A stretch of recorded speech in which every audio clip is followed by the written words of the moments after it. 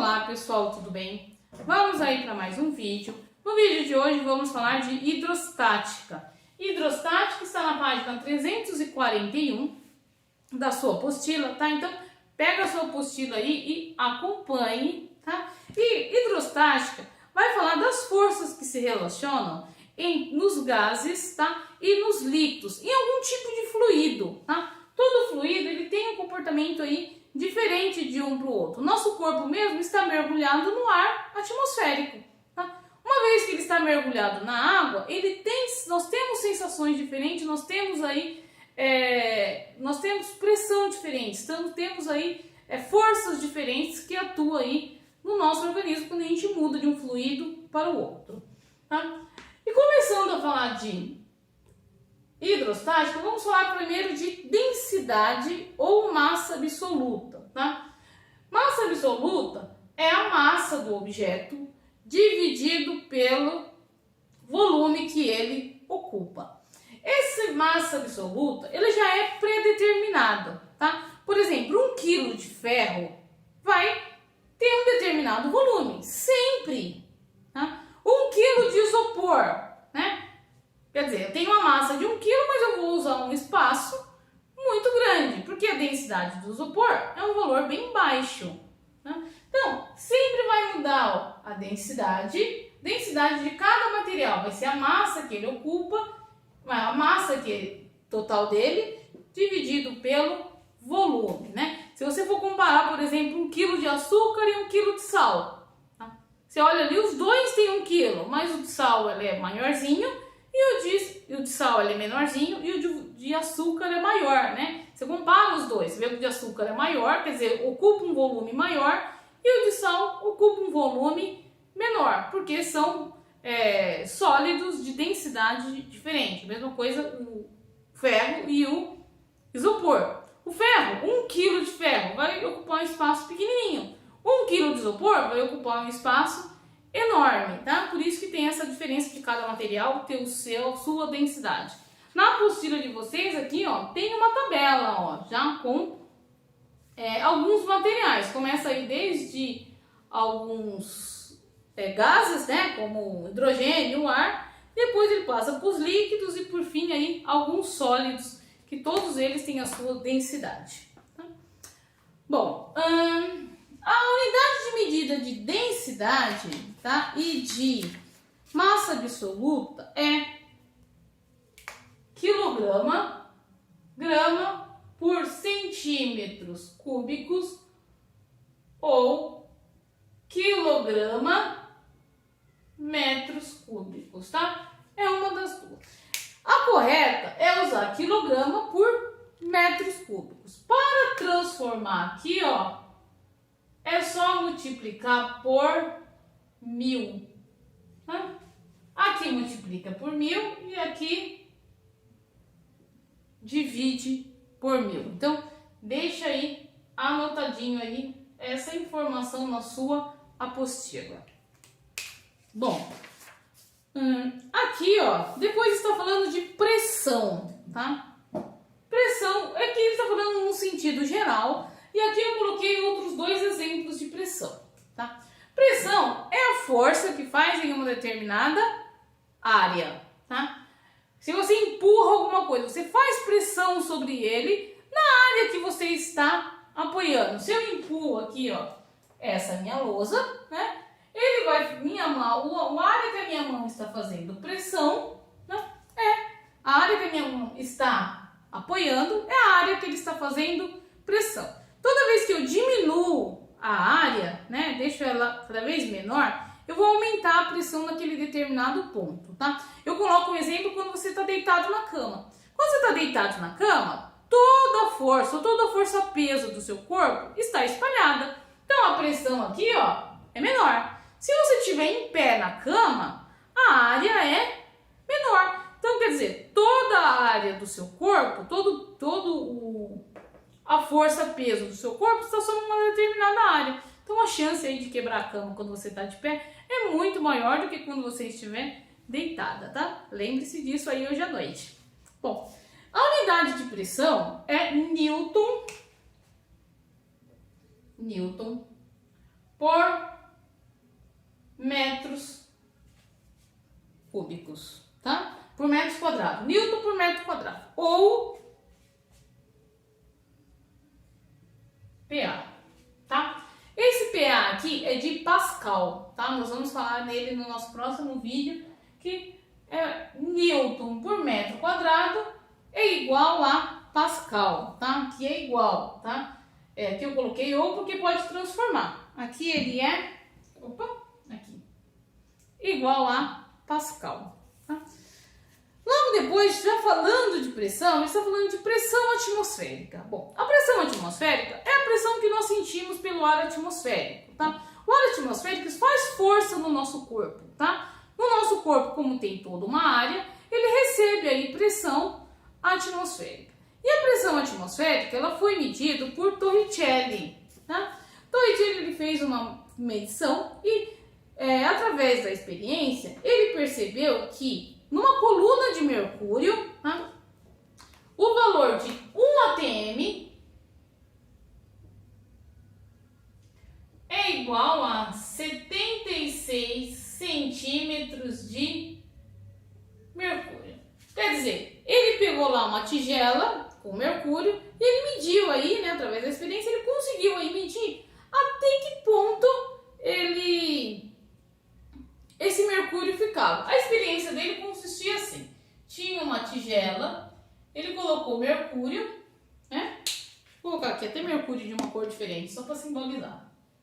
Colocou aqui mercúrio, colocou também aqui, ó, uma barra cheia de mercúrio, né, até em cima, de 1 metro.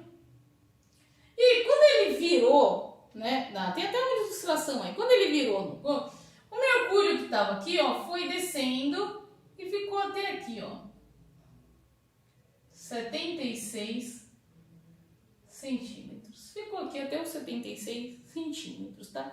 Por que não desceu tudo, né? O ideal não seria que todo o mercúrio escorresse e enchesse aqui essa minha vasilha?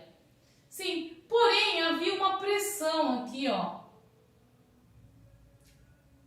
Havia uma força do ar atmosférico nessa área, tá? Por isso que é chamado de pressão atmosférica. Nós sentimos essa pressão sempre, o tempo inteiro nós sentimos, mas nós já estamos habituados a essa pressão atmosférica.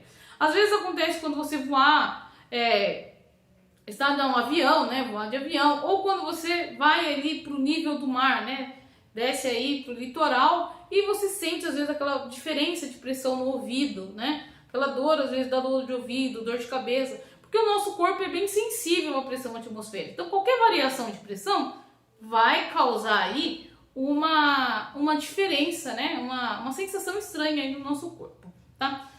Bom, comparado aqui a PA, a nossa pressão, a pressão atmosférica, tá, é igual a 1,013 vezes 10 a menos 5 PA. Essa é a pressão atmosférica. Essa pressão, ela tem alteração, tá? Ela muda conforme a altitude, tá? Toda vez que você vai mais pro fundo, né? Quer dizer, você vai diminuindo a altitude, quer dizer, vai afundando, né? Quer dizer, vai tendo uma profundidade, essa pressão atmosférica aumenta, tá? No fundo de um poço, por exemplo, essa pressão atmosférica, ela é maior, tá? Já numa altitude, né, no topo de uma montanha, por exemplo, onde o ar começa a ficar mais rarefeito, né, começa a diminuir a quantidade de ar, vai diminuindo também essa pressão sobre o nosso corpo, tá? Então aqui, ó, essa pressão atmosférica, ela vai ter uma variação de acordo aí com a altitude ou a profundidade, né? Aconteceu às vezes casos de mineradoras, né, que acabam aí cavando aí no lugar aí muito profundo, né?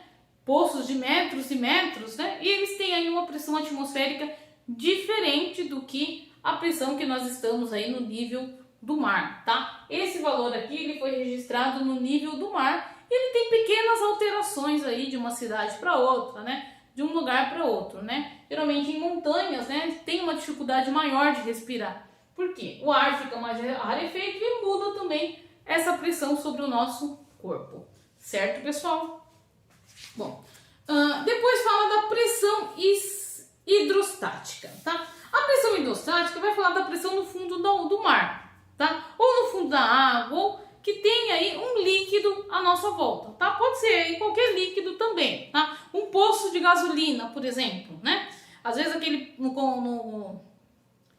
no tanque tem tanques de combustível no poço de gasolina, que lá tem 3, 4, 5 metros, né? Então, quer dizer, ali na profundidade ali daquele poço, a pressão é diferente. Por quê? Porque está mudando o ambiente, tá? No fundo de uma piscina, a pressão é diferente do que na pressão atmosférica, porque eu preciso considerar aí a água que está em volta, tá? A pressão hidrostática compara também o líquido, tá? A pressão aqui, ó, ele compara a densidade do líquido, tá? Que é aqui, ó, também é densidade do líquido, tá? A gravidade do planeta Terra e a altura.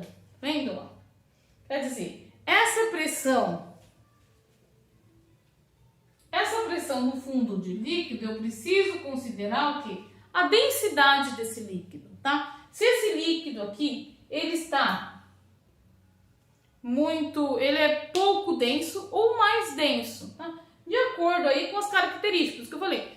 O óleo diesel, por exemplo, ele tem aí uma densidade diferente da gasolina, tá? Então, um tanque, se eu vou trabalhar com um tanque de gasolina, colocar um sensor lá, eu preciso considerar a pressão no fundo desse tanque, tá? Então, cada um vai ter uma característica diferente. Então, é sempre o líquido, a gravidade e a altura. Quer dizer, essa altura, no caso, seria ali a profundidade, né? O quanto está profundo esse poço ou esse tanque, né? No fundo do mar, por exemplo, essa profundidade aqui, ó, é muito grande. Imagina ali um mergulhador que está lá 300 metros, né? 400 metros aí abaixo do nível do mar. A pressão na água ali é muito grande, tá? Tem aí os animais, claro, aquáticos já estão habituados a essa pressão, mas nós, como seres humanos, não estamos, né? Então, é muito comum aí ter todo o equipamento aí do mergulhador para que ele aí consiga aí suportar aí essa pressão aí no fundo do mar, certo, pessoal? No próximo vídeo eu vou comparar aí, vamos continuar falando ainda de pressão e de hidrostática, tá? Vou colocar alguns elementos aqui, ó, tá? Aqui, ó, é muito importante que vocês deixem anotada aqui certinho essa fórmula, ó.